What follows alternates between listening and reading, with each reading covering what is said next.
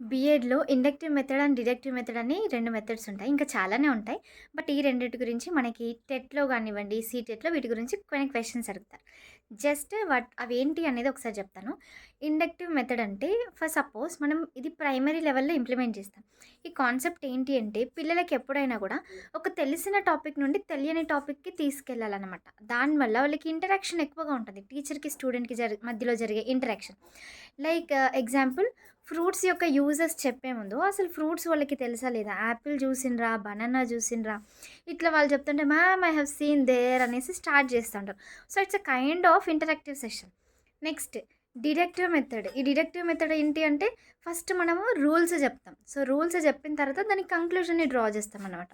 అంటే ఎట్లా అంటే అన్నోన్ నుండి నోన్‌కి తీసుకెళ్తాం. ఎగ్జాంపుల్ మనకి జియోమెట్రీలో corresponding angles, pair of angles ఇవన్నీ ఉంటాయి. ఓకే. ఇవన్నీ మనం ఏం చేస్తాం ఫస్ట్ ట్రాన్స్‌వర్సల్ లైన్ ఉంటుంది. ఆ లైన్ గురించి చెప్పిన తర్వాత మిగిలిన కాన్సెప్ట్ ఎక్స్‌ప్లెయిన్ చేస్తాం. సో ఇక్కడ ఏం చేస్తున్నాం ఫస్ట్ రూల్స్ చెప్తున్నాం. ఆ తర్వాత పిక్చర్ డ్రా చేసి చెప్తా ఉంటాం. ఓకే. సో ఇది inductive method and deductive method. కంపల్సరీగా ఇప్పుడు మళ్ళీ టెట్ కనుక పడింది అనుకోండి డెఫినెట్‌గా ఈ క్వెషన్ ఉంటుంది. మొన్న రీసెంట్‌గా కండక్ట్ చేసిన టెట్ ఎగ్జామినేషన్‌లో కూడా మనకి డిడక్టివ్ మెథడ్ మీద క్వెషన్ వచ్చింది. సింపుల్‌గా చెప్పాలంటే inductive method from known to unknown. Deductive method అంటే అన్నోన్ టు నోన్.